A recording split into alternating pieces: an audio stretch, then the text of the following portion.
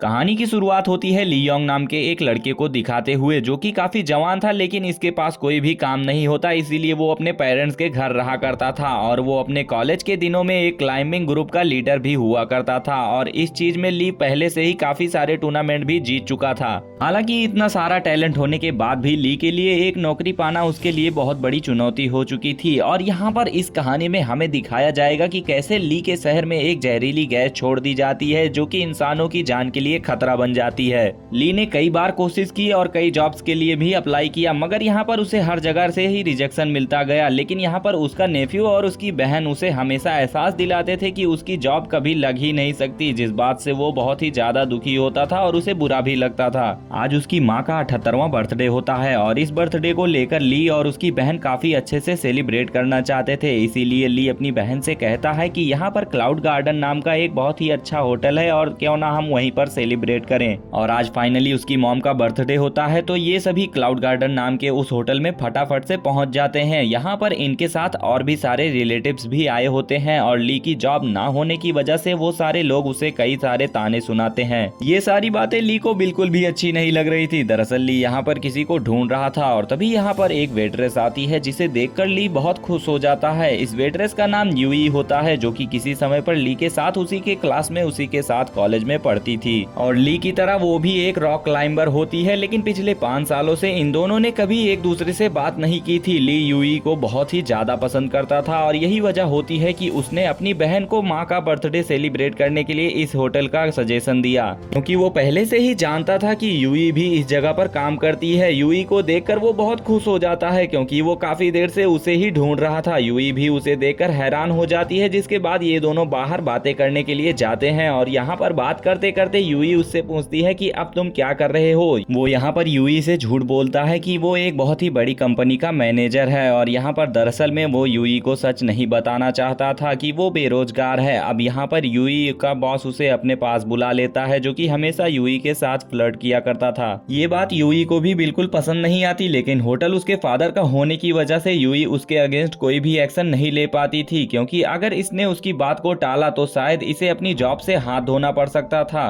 अब आने वाला है कहानी में एक नया ट्विस्ट। हम देखते हैं कि शहर के बीच एक ट्रक रुकता है, जिसके अंदर से एक आदमी निकलता है और अब उसने बाहर आते ही ट्रक के वॉल्व्स को खोल दिया, जिससे जहरीली गैस बाहर निकलने लगी और धीरे धीरे ये गैस पूरे शहर में फैलना शुरू हो जाती है। वो आदमी जा ही रहा होता है कि तभी वहां पर सिक्योरिटी गार्ड्स आके उसे रोक लेते हैं और उस आदमी का चेहरा तो दिखाया जाता है, लेकिन यहाँ पर आगे दिखाया जाता है कि धीरे धीरे ये गैस पूरे शहर में फैलना शुरू हो जाती है। दरअसल ये गैस बहुत ही ज्यादा जहरीली थी, इसीलिए जो भी इसकी चपेट में आ रहा था उसका दम घुटना शुरू हो जा रहा था और इसीलिए अब पूरे शहर में बहुत सारे लोग मारे जाने लगते हैं। एक के बाद एक करके ढेर सारे लोगों की लाशें बिछ जाती हैं। पूरे शहर में अफरा तफरी मच जाती है। सभी लोग पैनिक होकर इधर उधर अपनी जान बचाने के लिए भागने लगते हैं और तभी एक जलती हुई गाड़ी उस होटल में आकर टकराती है, जिससे एक बहुत ही बड़ा ब्लास्ट होता है। और इधर ली, जो अपनी फैमिली के साथ यहाँ पर बर्थडे सेलिब्रेट कर रहा होता है, बाहर के हालातों से अनजान था। अब वो भी डर जाता है। इसके बाद वो अपनी पूरी फैमिली को साथ लेकर बाहर आता है और यहाँ आकर वो देखता है कि चारों तरफ से अफरा तफरी मची हुई है। सभी लोग अपनी जान बचाकर वहाँ से भाग रहे थे और तभी वो जहरीली गैस जिसकी वजह से लोग मारे जा रहे थे, वो तेजी से इन्हीं की तरफ बढ़ने लगती है। यूई सभी लोगों से कहती है कि हमें होटल के ऊपरी कमरों की तरफ जाना चाहिए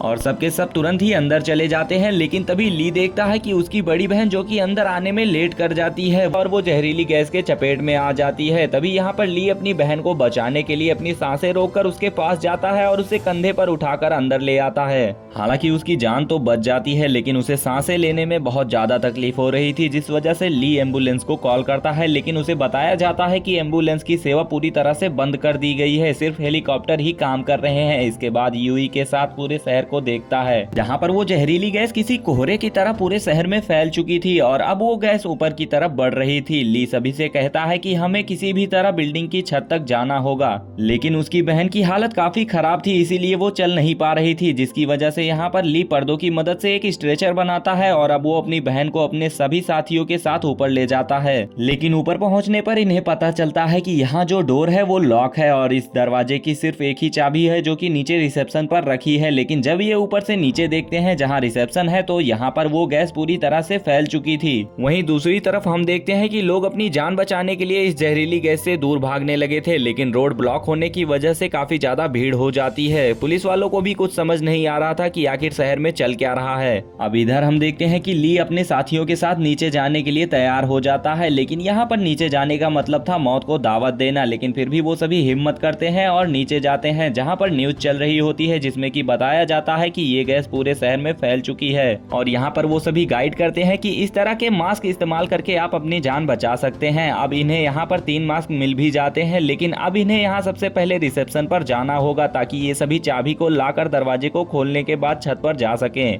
और उन्हें अपनी जान बचाने के लिए छत तक जाना ही होगा। ली को कुछ भी समझ नहीं आ रहा था, तभी वो देखता है कि इनकी बिल्डिंग के सामने एक और बिल्डिंग है और किसी तरह ये उस बिल्डिंग तक जाने के बाद अपनी इस बिल्डिंग की छत पर जाएगा ताकि दरवाजे को छत से बाहर से खोला जा सके।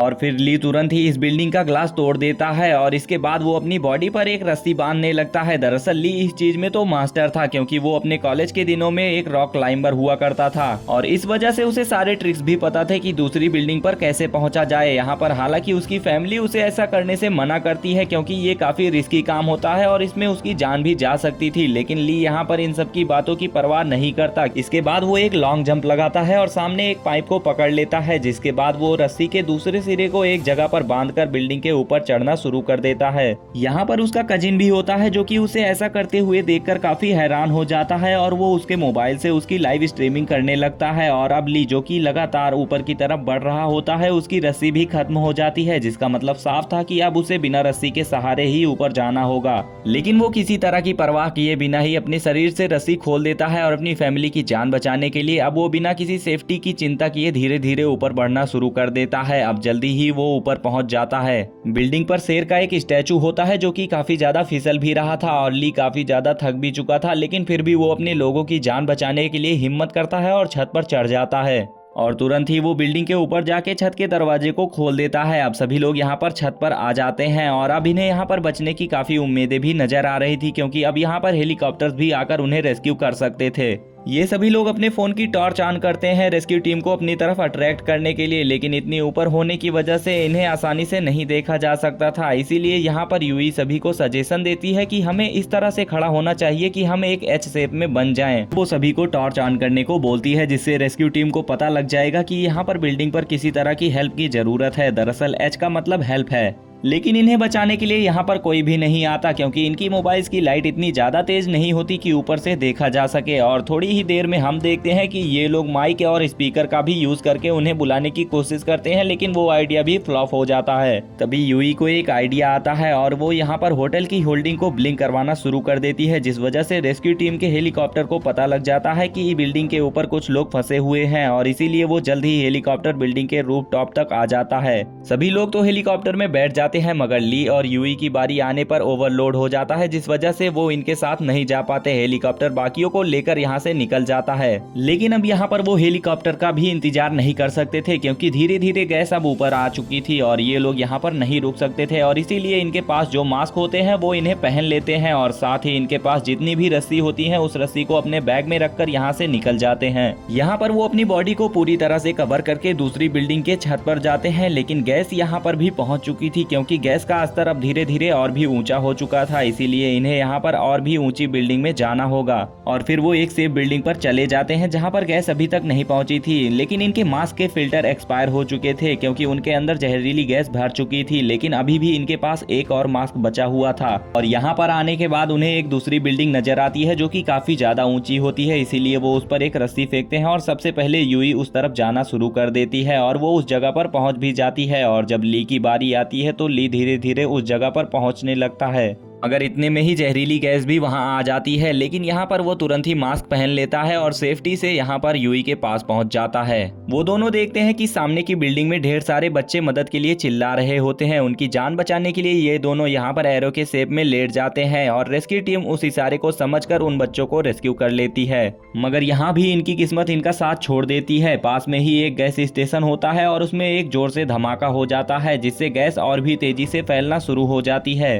उन्हें एक बहुत बड़ा टावर नजर आता है जहां पहुंचकर वो अपनी जान बचा सकते हैं और वो यहां पर अपनी पूरी कोशिश करते हैं और लगातार आगे बढ़ते जाते हैं। और अब एक जगह पर पहुंचकर ये दोनों समझ जाते हैं कि यहां से आगे बढ़ना इतना आसान नहीं है, इनका मरना तय है। ये दोनों एक दूसरे को गले लगाते हैं। उन्हें अपनी मौत दिखाई दे रही थी और उन्होंने अपने जीने की उम्मीद छोड़ दी थी। यहाँ पर तभी एक ड्रोन आता है जो कि उन्हें शूट कर रहा होता है, जिस वजह से पूरा शहर इन्हें लाइव देख रहा था। दोनों ड्रोन में एक रस्सी को सामने की बिल्डिंग में जाकर फंसा देते हैं और अब ये दोनों लोग यहाँ पर रस्सी के जरिए दूसरी बिल्डिंग के पास जाने की कोशिश करते हैं, लेकिन तभी यहाँ पर जैसे ही वो बीच में पहुँचते हैं वो अटक जाते हैं। ना ही वो आगे जा सकते थे और ना ही पीछे। धीरे धीरे गैस भी ऊपर की तरफ आ रही होती है और दूसरी तरफ जो रस्सी बंधी थी वो भी यहाँ पर धीरे धीरे निकलने लगी थी। यूई बचने के लिए रस्सी को काट देती है, जिस वजह से दोनों ही नीचे गिर जाते हैं। अब पूरा शहर ये नजारा अपनी आंखों से देख रहा था और इन्हें मरता देखकर सभी लोग दुखी हो जाते हैं, क्योंकि इन्होंने काफी बहादुरी से लोगों की जान बचाई। रेस्क्यू टीम भी यहाँ से हार मानकर जा ही रही होती है कि तभी उनकी नजर एक क्रेन पर पड़ती है जहाँ पर कोई लटका हुआ था और ये कोई और नहीं बल्कि ली और यूई ही होते हैं। खैर रेस्क्यू टीम अब यहाँ पर उन्हें लेकर एक सेफ जगह पर पहुँचती है जहाँ पर उनके फैमिली एंड फ्रेंड्स होते हैं और यहाँ पर वो सभी काफी खुश होते हैं क्योंकि दोनों ने ही बहुत ही बहादुरी से उनकी जान बचाई थी। और अब हम वही दूसरी तरफ देखते हैं कि यूई का बॉस फिर से उसकी तरफ आके हमेशा की तरह उससे फ्लर्ट करना शुरू कर देता है, लेकिन इस बार यूई ने उसे एक थप्पड़ जड़ ही दिया। और सरकार को भी इस जहरीली गैस का तोड़ मिल चुका था, इसीलिए पूरे शहर में वैक्सीन का छिड़काव कर दिया जाता है। और इसी हैप्पी एंडिंग के साथ ये मूवी यहीं पर खत्म हो जाती है। अगर आप सभी को वीडियो पसंद आई हो तो लाइक करके चैनल को सब्सक्राइब कर लेना। ऐसी ही रोमांचक कहानियों के साथ मिलते हैं अगली वीडियो में।